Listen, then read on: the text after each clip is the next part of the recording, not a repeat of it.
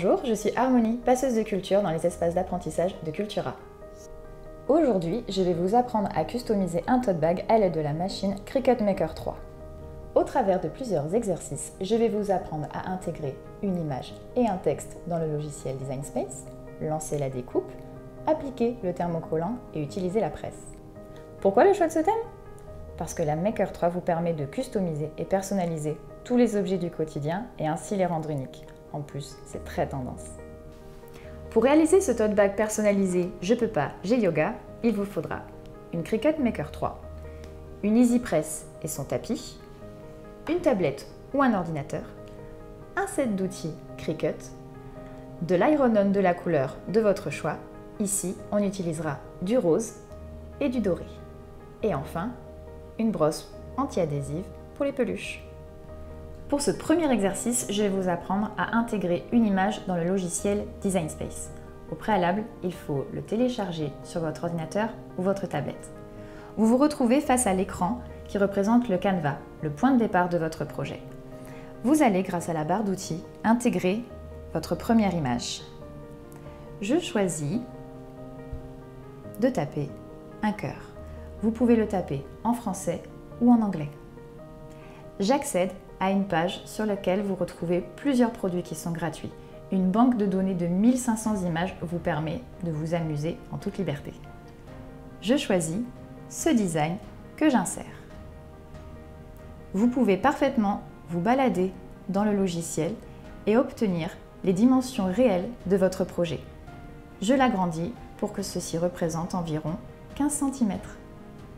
Et c'est parti pour la découpe. Deux choix s'offrent à vous maintenant. Une découpe sans tapis et une découpe avec tapis. Aujourd'hui, la Cricut Maker 3 me permet de travailler une découpe sans tapis. Si vous utilisez des chutes de papier, il vous faudra absolument un tapis. Je sélectionne ma découpe sans tapis. Ici, vous avez la prévisualisation de votre projet. C'est ce qu'il y aura en taille réelle. Cependant, un message apparaît avec marqué « Miroir désactivé ». Pourquoi ? Puisque lors d'une découpe en transfert thermocollant, il faut absolument l'activer sur la barre latérale pour obtenir le motif dans le bon sens.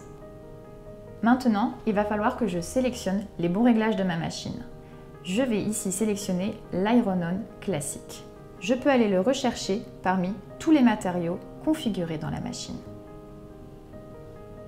Ici, il s'agit du Smart Iron-on thermocollant. Vous pouvez également l'ajouter dans vos favoris pour vos prochaines découpes. Je peux lancer ma découpe. C'est la face brillante que je viens mettre contre la machine et coincée dans les deux ergots. Comme vous le voyez, un petit bouton clignotant nous permet de charger le tapis. J'appuie donc dessus. Et je laisse la feuille partir. La machine effectue une reconnaissance du matériau et de la quantité nécessaire. J'attends qu'elle fasse son petit travail. Un autre signal lumineux nous permet de lancer la découpe.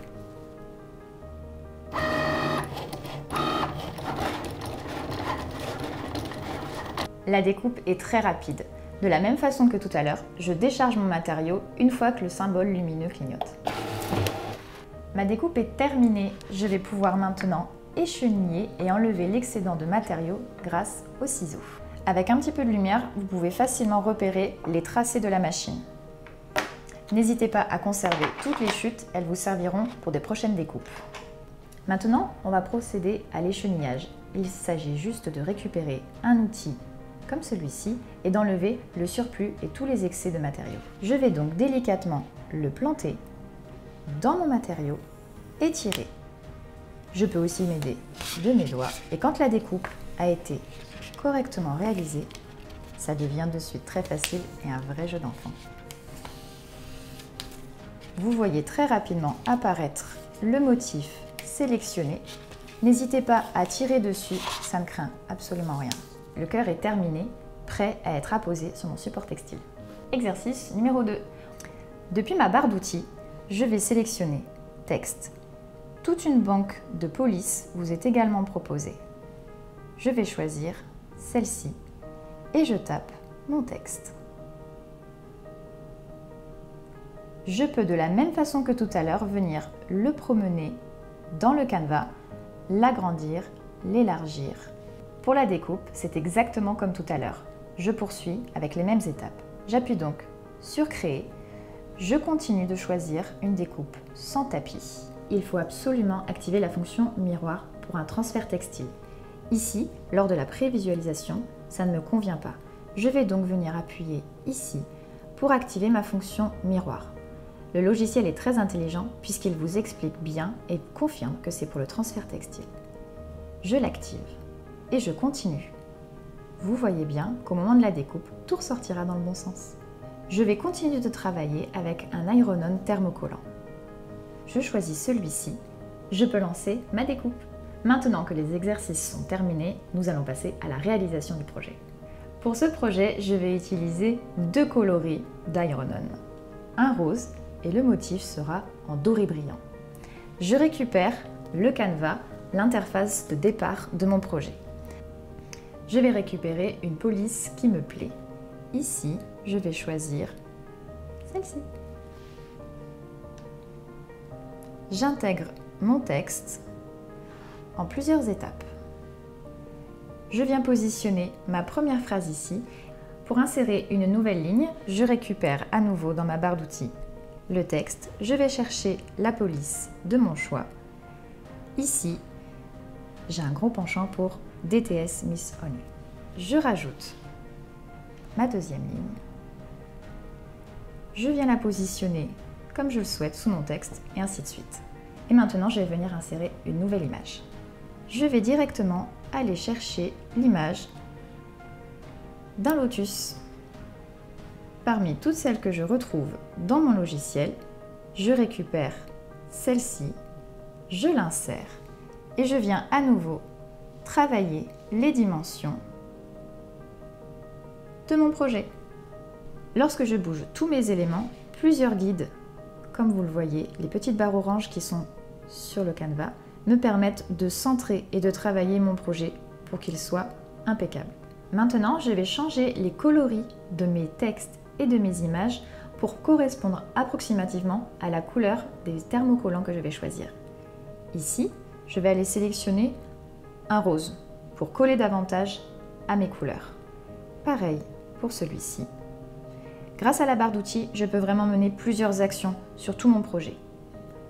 Le lotus, je vais faire le choix de le découper dans un iron-on doré. Le doré, je vais le symboliser par ce jaune.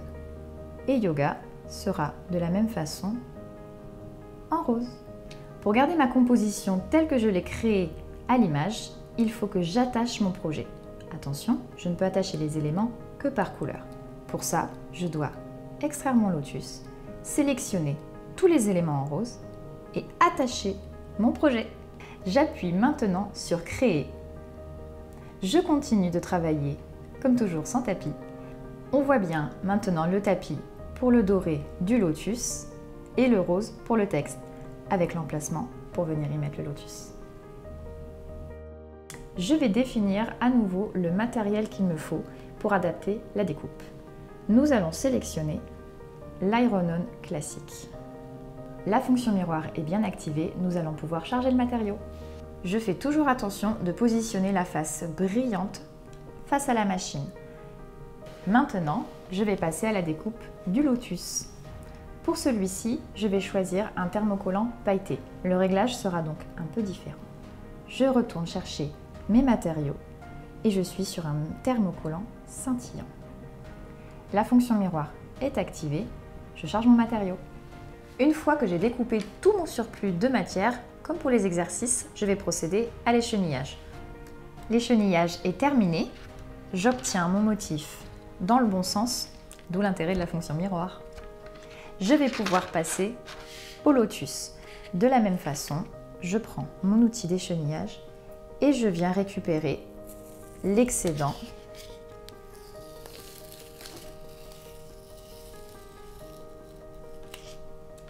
J'enlève l'intérieur de ma fleur. Vous pouvez aussi travailler en transparence pour discerner un petit peu mieux les traits des découpes. C'est terminé. J'ai maintenant récupéré ma Cricut EasyPress. C'est grâce à cette machine que je vais pouvoir réaliser le transfert à chaud. Je l'allume et sur l'écran apparaissent plusieurs indications. La température et le temps que je vais devoir laisser pour l'application. Tous les réglages de chaleur se font grâce à l'aide d'un guide que vous retrouvez sur le site de Cricut. Pour cette découpe et pour ce projet, il faut que je monte la température de ma machine à 150 degrés pour une application de 30 secondes. Il me suffit d'aller, grâce au bouton plus et bouton moins, chercher la bonne chaleur. Je descends à 150 degrés, le timing est le bon, j'attends qu'elle chauffe et que le voyant soit vert. Je vais préparer mon support. Pour ça, il me faut la brosse adhésive et je vais débarrasser mon support de toutes les impuretés pour une application parfaite. Je prends maintenant la première partie de mon modèle que je viens placer le plus droit possible. Si la partie adhésive a un petit peu de mal à tenir, vous la bloquez simplement avec une main, vous attrapez la presse et sans vous brûler, vous venez l'appliquer sur le motif.